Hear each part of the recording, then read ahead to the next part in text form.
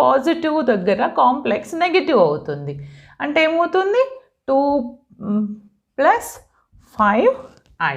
Okay, and this is -i will become 2 + i, 0 - 4i. Complex దగ్గర negative వస్తుంది. ఓకేనా, +3 i దగ్గర -i వస్తుంది. That is the complex matrix.